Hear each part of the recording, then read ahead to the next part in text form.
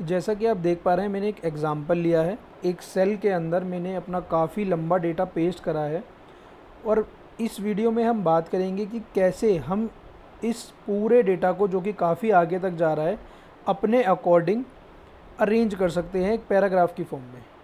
तो आइए शुरू करते हैं।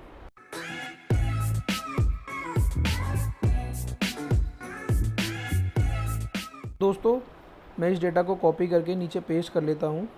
अब सपोज़ इस डेटा को मैं चाहता हूँ सिर्फ जो मेरा डेटा है वो आई कॉलम तक आए।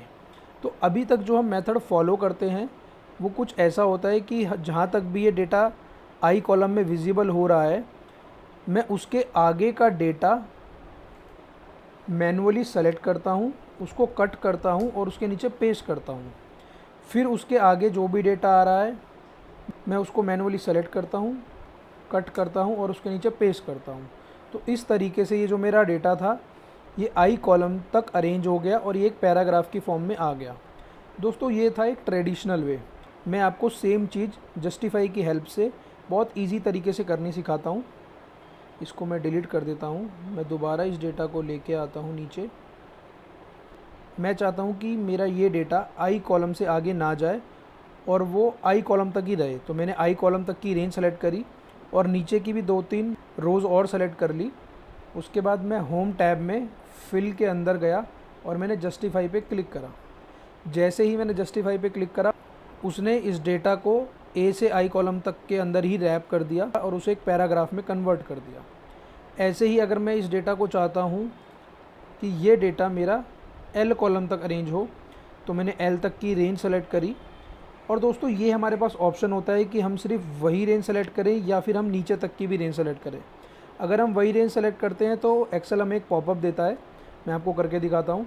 जैसे मैं चाहता हूँ कि अब ये जो मेरा डेटा है ये ए से एल कॉलम तक जाए, तो मैंने ए से एल कॉलम तक रेंज सेलेक्ट करी। उसके बाद मैं फिल पे गया और मैंने जस्टिफाई पे क्लिक करा।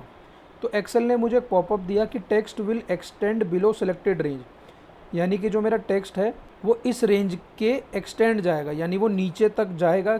तो मैं इसे ओके कर दूंगा, वो सेम चीज़ परफॉर्म करेगा। यानी ये हमारे पास ऑप्शन होता है कि या तो हम जिस रेंज तक उसे सेलेक्ट कराना चाहते हैं उसके नीचे की भी रेंज सेलेक्ट करें या फिर बस उतनी करें। अगर हम उतनी रेंज सेलेक्ट करेंगे तो एक्सेल हमें पॉपअप देगा, बट अगर हम उसके नीचे की भी 2-3 रो सेलेक्ट कर लेते हैं तो एक्सेल हमें पॉपअप नहीं देता है। अब दोस्तों, ये बात तो थी अपने डेटा को पैराग्राफ में कन्वर्ट करने की।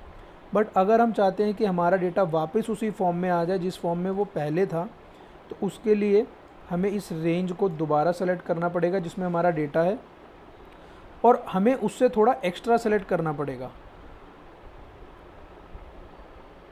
यानी मेरे अकॉर्डिंग इससे ज़्यादा लंबा डेटा ये नहीं था। मैं वापस फिल पे गया और मैंने जस्टिफाई पे क्लिक कर दिया। ये मेरे डेटा को वापस एक सिंगल सेल के अंदर ले आया।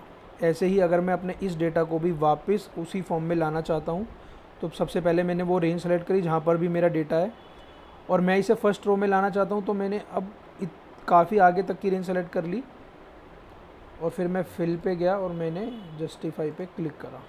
तो उसने वापस मेरे डेटा को उसी पोजीशन में ले आया जिस पोजीशन में वो पहले था। दोस्तों, इसका आप ऑल्ट की हेल्प से शॉर्टकट भी बना सकते हैं। जैसे कि मैंने अगर अब इसे जी तक अरेंज करना है तो ऑल्ट एच एफ आई जे, तो यानी कि या तो मैं मैनुअली फिल पे क्लिक करके जस्टिफाई को सेलेक्ट कर सकता हूँ या फिर मैं इसकी शॉर्टकट की का भी यूज़ कर सकता हूँ, जो कि है ऑल्ट एच एफ आई जे। दोस्तों, इसकी एक छोटी सी ड्रॉबैक भी है कि जो भी हमारे सेल के अंदर डेटा है उसकी लेंथ 255 कैरेक्टर तक ही होनी चाहिए।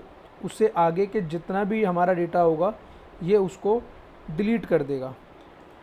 और अगर हमें किसी भी सेल के अंदर जो हमारा डेटा है उसकी अगर हमें लेंथ पता करनी है तो उसके लिए हम लेंथ का फॉर्मूला लगा सकते हैं, जो कि है इक्वल टू len लेंथ।